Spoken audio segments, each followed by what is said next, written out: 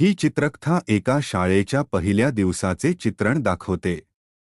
चित्राच्या मध्यभागी एक शिक्षिका रंगीत साडी घालून उभी आहे आणि तिच्या आसपास मुले-मुली उभे आहेत। मुले शाळेच्या पहिल्या दिवशी प्रार्थनेत व्यस्त दिसतात। समोरच्या पंक्तीत 3 विद्यार्थी स्टेजवर उभे आहेत। त्यांनी हात जोडलेले आहेत आणि ते प्रार्थना म्हणत आहेत। त्यांच्या मागे शिक्षिका शांतपणे उभी आहे, जी विद्यार्थ्यांच्या प्रार्थनेत सहभाग घेत आहे। चित्राच्या मागील बाजूस 2 व्यक्ती संगीत साधने वाजवत आहेत। एका बाजूला पेटी वाजवणारा व्यक्ती आहे आणि दुसऱ्या बाजूला ढोलकी वाजवणारी व्यक्ती आहे। त्यांच्या माध्यमातून प्रार्थनेला ताल दिला जात आहे। शाळेचा पहिला दिवस असल्यामुळे हा एक विशेष कार्यक्रम आहे असे दिसून येते, जिथे सर्व विद्यार्थी एकत्रितपणे शिस्तबद्धपणे उभे आहेत।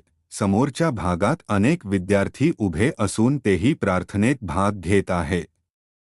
त्यांनी शाळेची युनिफॉर्म परिधान केलेली आहे आणि ते सर्व शांतपणे प्रार्थनेत मग्न आहेत।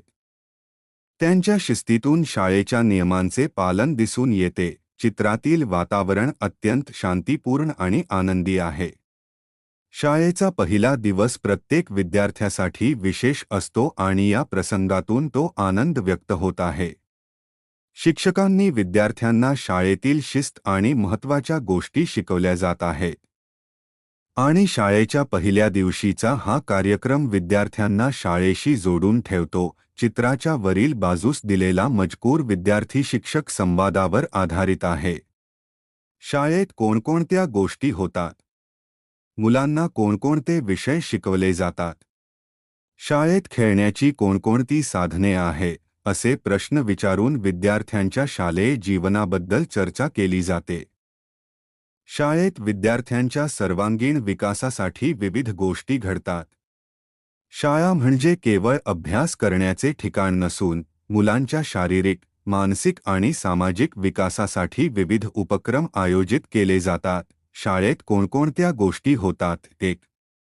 शिक्षण। शाळेत विद्यार्थ्यांना विविध विषय शिकवले जातात, ज्यामुळे त्यांचे बौद्धिक विकास होतो। 2.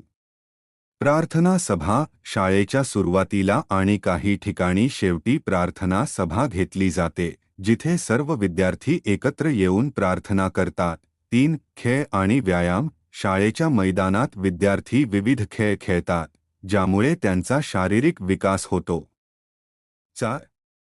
सांस्कृतिक कार्यक्रम। शाळेत सण, वार्षिक स्नेहसंमेलन, नृत्य, नाटक इत्यादी सांस्कृतिक कार्यक्रम आयोजित केले जातात।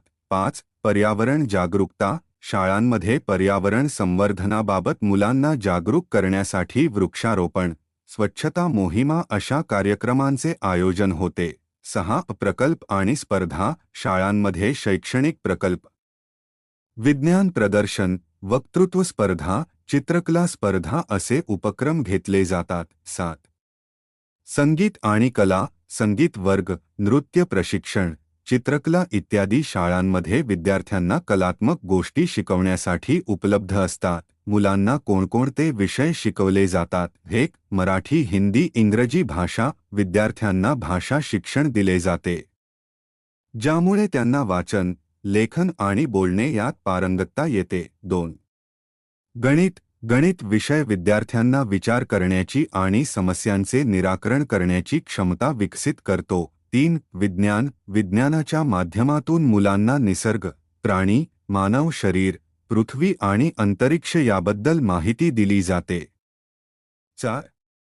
सामाजिक शास्त्र। इतिहास, भूगोल, राजकारण आणि अर्थशास्त्र शिकवले जाते, ज्यामुळे मुलांना समाजाची आणि त्याच्या घटकांची माहिती मिळते। 5. शारीरिक शिक्षण। विद्यार्थ्यांना व्यायाम, योग आणि विविध खेळ शिकवले जातात, ज्यामुळे त्यांचा शारीरिक तंदुरुस्तीचा विकास होतो। 6. संगीत आणि कला। संगीत, नृत्य आणि चित्रकला अशा विषयांद्वारे विद्यार्थ्यांना त्यांच्या सर्जनशीलतेला वाव मिळतो। शाळेत खेळण्याची कोणकोणती साधने आहेत? 1.